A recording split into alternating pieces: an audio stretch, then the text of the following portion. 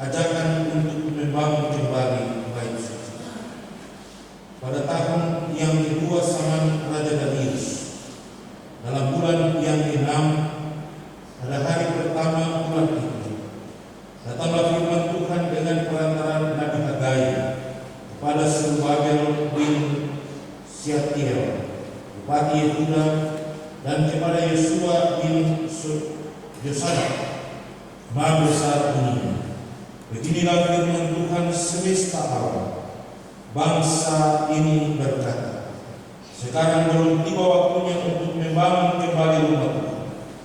Maka datanglah firman Tuhan dengan perantaraan Nabi Hagai bunyinya, apakah sudah tiba waktunya bagi kamu untuk mendiami rumah Tuhan yang dipapani dengan baik, sedang rumah ini telah tetap menjadi reruntuhan? Oleh sebab itu beginilah firman Tuhan semesta alam. Perhatikanlah keadaanmu. Kamu menabur banyak, tetapi membawa pulang hasil sedikit. Kamu makan, tetapi tidak sampai kenyang. Kamu minum, tetapi tidak sampai puas. Kamu berpakaian, tetapi badanmu tidak sampai panas. Dan orang yang bekerja untuk upah, dia bekerja untuk upah yang ditaruh dalam pundi-pundi yang berlobang. Beginilah firman Tuhan semesta alam. Perhatikanlah keadaanmu. Jadi naiklah ke gunung, bawalah kayu dan bangunlah rumah, maka aku akan berkenan kepadanya dan akan menyatakan kemuliaan kudus. Firman Tuhan, kamu mengharapkan banyak, tetapi hasilnya sedikit, dan tetapi kamu membawa ke rumahku menghapuskannya. Oleh karena apa? Demikianlah firman Tuhan semesta alam. Oleh karena rumahku yang tetap menjadi reruntuhan, sedang kamu masing-masing sibuk dengan urusan rumahnya sendiri. Itulah sebabnya langit menahan embunnya dan bumi menahan hasil. Dan aku memanggil kekeringan datang ke atas negeri, di atas gunung-gunung, di atas gandum, di atas anggur, di atas minyak, di atas segala yang dihasilkan tanah, di atas manusia dan hewan, dan di atas segala hasil usaha. Lalu Zerubabel bin Syatiel dan Yosua bin Yosadak, imam besar, dan selebihnya dari bangsa itu mendengarkan suara Tuhan Allah mereka dan juga perkataan Nabi Hagai sesuai dengan yang disuruhkan kepadanya oleh Tuhan Allah mereka. Lalu takutlah bangsa itu kepada Tuhan. Maka berkatalah Hagai, utusan Tuhan itu menurut pesan Tuhan kepada bangsa itu, demikian, aku ini menyertai kamu. Demikianlah firman Tuhan. Tuhan menggerakkan semangat Zerubabel bin Syatiel, bupati Yehuda, dan semangat Yosua bin Yosadak, imam besar, dan semangat selebihnya dari bangsa. Maka datanglah mereka lalu melakukan pekerjaan pembangunan rumah Tuhan semesta alam Allah mereka pada hari yang ke-24 dalam bulan yang ke-6. Demikian firman Tuhan. Yang berbahagia kita semua yang mendengarkan bagian firman Tuhan dan mau melakukannya di dalam hidup kita hari lepas hari. Bapak Ibu yang diberkati Tuhan, dari bacaan kita hari ini Hagai pasal 1 ayat 1 sampai 14 dan pasal 2 ayat 1. Kita semua diberi sebuah catatan tema. Tubuhmu adalah baik Roh Kudus, maka bangun. Sebuah tema yang berisikan sebuah ajakan, tetapi sebuah perintah untuk bagaimana setiap orang melihat dirinya sebagai satu tempat kediaman Allah, sebagai bagian dari sosok yang sangat penting dalam membangun dan menciptakan kehadiran Allah di tengah-tengah hidup. Sebab tubuh ini adalah baik Roh Kudus, dan kita diajak untuk membangun. Kadang-kadang orang memandang dan melihat tubuh ini sebagai sosok yang penting, dan ketika mengkritik seseorang tentang baik Allah, yang adalah tubuh kita ini selalu identik dengan hal-hal yang berhubungan dengan beberapa hal yang ada di tengah kehidupan setiap hari. Orang selalu bilang kalau merokok itu menghancurkan baik Allah, atau minuman keras itu menghancurkan baik Allah. Lalu kalau mati orang dan simpan energi dalam hati tubuh kita masing-masing, dalam diri kita, apakah itu tidak menghancurkan baik Allah? Hagai melihat dan memandang orang-orang Israel sebagai satu kesatuan dalam seluruh kehidupan. Ketika mereka hendak membangun tubuh Allah tengah-tengah mereka, bukan soal membangun baik Allah yang diungkapkan oleh Hagai, karena ada kecemburuan Tuhan di tengah-tengah kehidupan setiap orang Israel. Karena mereka hanya ingin membangun rumah mereka untuk didiami, tetapi melupakan diri untuk membangun rumah Tuhan sebagai tempat di mana Allah bersemayam, Allah tinggal, dan Allah mengajak semua orang untuk datang bersama-sama dengan Dia dalam sebuah hubungan kasih Allah yang besar tengah-tengah kehidupan manusia, tetapi juga manusia yang menunjukkan kasihnya dengan memuliakan Allah sepanjang hidup. Dari bacaan kita hari ini ada 3 hal penting yang harus kita pahami tentang bagaimana membangun tubuh yang adalah baik Roh Kudus. Maka kita dituntut untuk tetap ada dan setia dalam proses pembangunan. Yang pertama dalam ayat 1 sampai ayat yang kedua bacaan ini, Nabi Hagai sebagai sosok yang dipanggil oleh Allah ada dan tengah-tengah kehidupan orang-orang Israel untuk melihat dan memperhatikan kondisi rumah Tuhan di dalam tanggung jawab sebagai orang-orang yang ada dan dipakai oleh Allah untuk memberi peringatan kepada bangsa Israel. Nabi Hagai dipakai Tuhan untuk memberitahukan tentang perhatian dan hati Tuhan terhadap rumah Tuhan. Ia ditugaskan dan diberikan sebuah kepercayaan untuk memberikan sebuah kritikan kepada umat Israel akan sebuah tanggung jawab yang harus mereka kerjakan di tengah-tengah pergumulan hidup mereka. Di masa Raja Darius, Raja Persia Babel, dalam bulan ke-6 pada hari pertama bulan itu, Bupati Yehuda Zerubbabel bin Shealtiel dan Imam besar Yosua bin Yosadak, Hagai memberitahukan firman Tuhan itu supaya mereka memberi sebuah perhatian dalam sebuah proses pembangunan rumah Tuhan. Itulah sebabnya dalam ayat 2 dikatakan, sekarang belum tiba waktunya untuk membangun kembali rumah Tuhan. Sebuah pernyataan yang mengandung kritikan kepada orang-orang Israel. Itu terjadi karena situasi dan kondisi umat saat itu dengan memperhatikan kepentingan pribadi tetapi melupakan kepentingan Tuhan di tengah-tengah hidup mereka.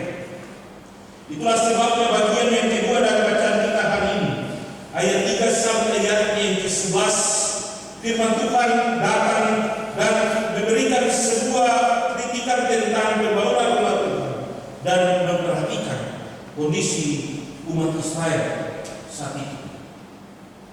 Ada sebuah ajakan untuk memberikan sebuah keinginan untuk proses pembangunan yang harus dikerjakan. Tetapi di satu sisi, Nabi Hagai juga memperlihatkan tentang keadaan umat saat itu atas sebuah tindakan yang membuat Allah marah terhadap umat Israel. Kalau dikatakan mereka makan tapi tidak pernah kenyang, mereka minum tapi tidak pernah puas, mereka bekerja dan mencari, tapi pundi-pundi mereka adalah pundi-pundi yang berlobang. Dan Tuhan mengirimkan berbagai macam hal. Ada kekeringan, ada negeri yang tidak pernah menghasilkan, ada buah anggur yang tidak pernah menghasilkan yang banyak, atau hal-hal yang lain yang disampaikan dari ayat 3 sampai ayatnya yang ke-11. Sebuah situasi dan kondisi yang menuntut umat Israel memberikan sebuah perhatian terhadap Allah, bukan memperhatikan diri mereka sendiri. Itulah sebabnya dalam bagian ini ada dua hal yang sangat penting untuk kita perhatikan. Ayat 5 sampai ayatnya yang ke-6, di situ mengajak kita untuk memperhatikan keadaan setiap orang. Katakan dalam bagian ini kamu menabur banyak, tetapi tidak membawa pulang hasil yang banyak, tetapi sedikit. Kamu makan, tetapi tidak sampai kenyang. Kamu minum, tetapi tidak sampai puas. Kamu berpakaian, tetapi badanmu tidak sampai panas. Bekerja untuk upah, tetapi ditaruh dalam pundi-pundi yang berlubang. Kemudian ayat 7 sampai ayat 11, sebuah hal yang disampaikan juga, bahwa Tuhan juga menyampaikan kepada umat Israel, di mana Tuhan memberikan sebuah perintah supaya umat itu memiliki sebuah tanggung jawab dan perhatikan untuk membangun rumahnya, supaya ada timbal balik Allah yang dapat diberikan kepada umat Israel. Aku memanggil kekeringan di atas negeri, di atas gunung-gunung, di atas gandum, di atas anggur, di atas minyak, di atas segala yang di atas tadi, di atas manusia, di atas hewan, dan di atas segala hasil usaha.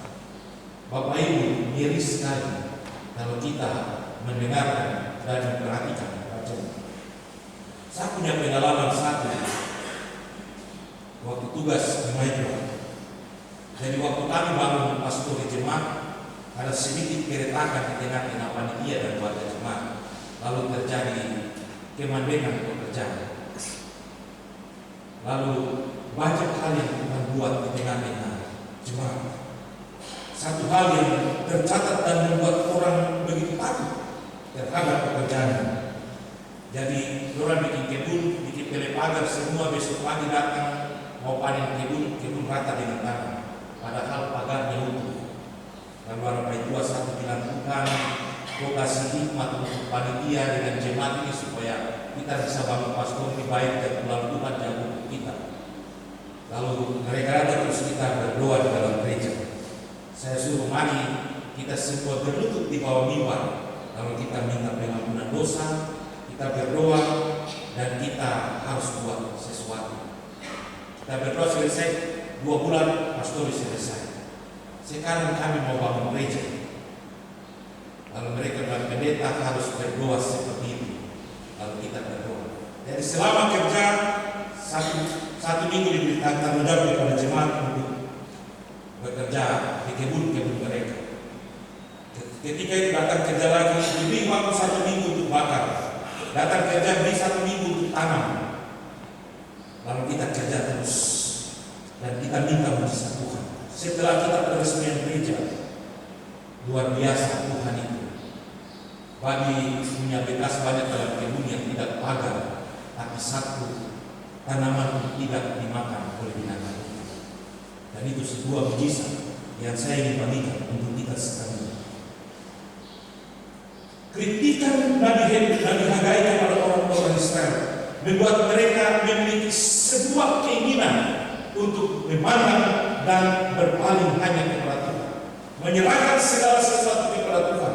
Yang penting bagaimana menciptakan atau membentuk sebuah tempat kepada Tuhan yang aman bagi diri kita sendiri, tetapi juga dalam persekutuan jemaat. Itu yang sangat penting di tengah-tengah hidup. Itu hal yang Tuhan mau supaya tidak pernah lagi memberikan kekeringan dan lain sebagainya, tapi Ia memberi berkat bagi setiap orang. Kita semua ingin berkat Tuhan. Pertanyaannya, kita telah membuat Tuhan bangga dan senang terhadap kita atau tidak? Kita semua ingin dikasih oleh Tuhan.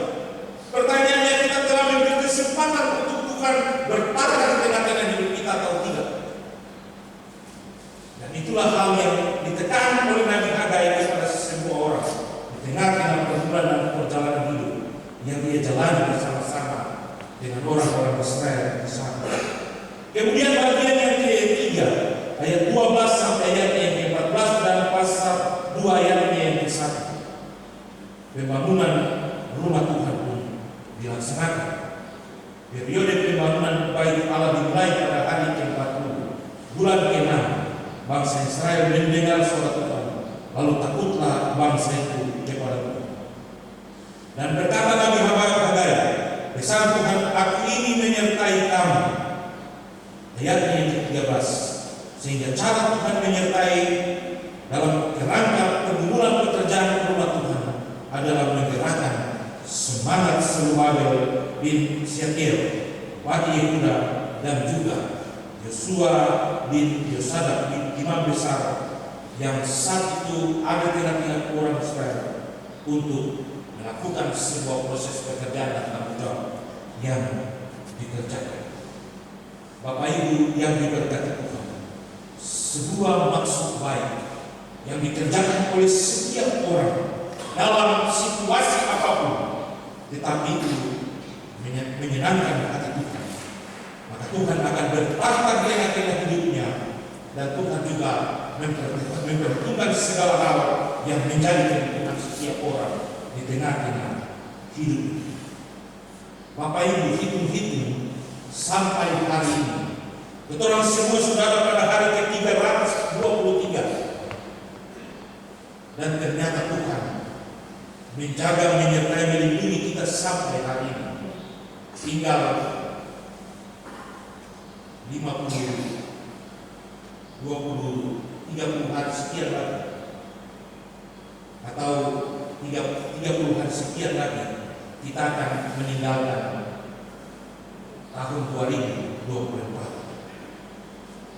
Kita ada dan kita membangun sebuah kehidupan yang kita jalani dari tanggal 1 Januari sampai hari ini, tanggal 19 November 2023. Banyak pergumulan kita hadapi, banyak tantangan kita alami, tetapi kita harus menyadari bahwa berkat Tuhan juga ada dan menyertai kita.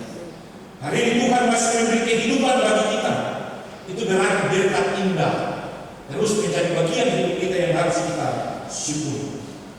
Belajar daripada orang Israel yang memperhatikan dirinya sendiri tapi lupa memperhatikan kebutuhan Allah di tengah-tengah hidup ini.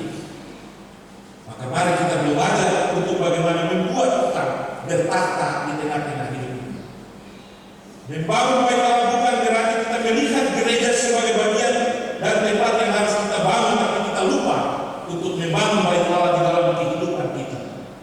Paulus dia bilang untuk orang-orang, hendaklah kehidupan hari ini lebih baik dari hari kemarin, dan kehidupan hari esok lebih baik dari hari ini. Kalau besok kalau kemarin kita membangun bait Allah dalam tubuh kita dengan setengah-setengah, Tuhan meminta hari ini kita membangun dengan penuh, atau lusa kita membangun dengan berlebihan yang diharapkan oleh Tuhan, supaya Tuhan bilang, kalau hari ini saya mau bangun seperti begini, tapi kita melebihi apa yang dia mau, maka dia akan bilang, aku tidak pernah mengirimkan kekeringan, aku tidak pernah merasa cemburu terhadap kamu, tapi aku akan memberi yang terbaik di tengah-tengah kehidupan kita hari lepas. Berkat Tuhan akan menjadi bagian hidup kita, tergantung kita yang membuat berkat itu hadir di tengah-tengah hidup. Berkat Tuhan akan menjadi bagian hidup kita, tergantung kita yang memberi jalan untuk berkat itu ada. Ada satu majelis pengadilan untuk saya. Waktu itu dia belum menjadi majelis, tapi dia kawin tempat perempuan. Jadi mau berjalan dulu, saya datang dan Bapak minta maaf, Bapak tidak bisa ikut perjamuan karena Bapak punya istri 4. Lalu dia bilang, pendeta, saya mau datang ikut perjamuan, Bapak pilih pagar di saya. Lalu saya jawab, yang pilih pagar saya atau Bapak yang pilih? Bapak sendiri yang pilih pagar. Bapak Ibu, biar katakan menjadi bagian kita, kalau kita yang membuka hati kita, kalau kita yang pilih hati kita, maka biarkan kita jangan pernah kita mimpi untuk ada di tengah-tengah hidup. Bacaan kita hari ini merupakan sebuah bukti bahwa Tuhan ada di tengah-tengah kita, dan Tuhan pasti cemburu terhadap kita ketika kita berbuat sesuatu yang jauh dari segala kebenaran. Tuhan menghendaki dan merindukan kita kita melakukan sesuatu yang menyenangkan hatinya. Dia bilang, masa kamu bangun rumah baru kamu lupa bangun satu rumah kamu. Jika rumah Tuhan dibangun di tengah-tengah kita, jika rumah Tuhan ada dan menjadi bagian dari kita, kita harus melakukan apa yang menjadi keinginan dan harapan. Kalau rumah di tubuh ini sudah bangun, kita memuji Tuhan. Orang bilang, mesbah itu sudah penting lagi karena konteksnya tidak ada. Mesbah itu bukan sesuatu hal yang biasa. Mesbah itu mengajak setiap warga jemaat untuk berdoa dan bernyanyi dalam rumah setiap hari. Karena itu kita membangun baik Allah di dalam rumah tangga kita. Hari Minggu kita datang sembahyang karena kita punya rumah sudah bangun. Tapi Tuhan butuh untuk dia dimuliakan di dalam rumahnya. Sebab dia bilang untuk orang semua, kamu harus meninggikan aku, supaya pada akhirnya aku pun akan meninggikan kamu di surga. Kapan kita mau datang meninggikan Tuhan dan kapan Tuhan mau meninggikan kita? Padahal keinginan untuk memberi jalan terhadap berkat, memuliakan namanya di gereja saja, kita pikir-pikir. Kalau nanti Tuhan meninggikan kita di surga, nanti dia mesti pikir lagi. Oleh sebab itu mari Bapak Ibu, kita pulang, kita renungkan firman Tuhan. Kita harus berpikir bahwa tubuh kita harus persiapkan untuk sebuah pembangunan rumah Tuhan yang abadi di dalam hidup ini. Supaya ketika tubuh kita telah dibangun dan didiami oleh Allah, maka kita juga bertanggung jawab untuk membuka dan menciptakan segala hal yang menjadi bagian hidup kita di tengah-tengah hidup ini. Berkat Tuhan akan kita hidup dan kita akan kagum oleh kasih Tuhan di tengah-tengah hidup ini. Tapi pertanyaannya, apakah kita telah menciptakan dan memberi peluang terhadap berkat itu datang, atau kita masih tahan-tahan dengan karakter, dengan prinsip, dengan segala hal yang kita punya. Mari kita belajar untuk menilai diri kita sendiri, mengambil sebuah keputusan supaya berkat itu menjadi bagian dari kita.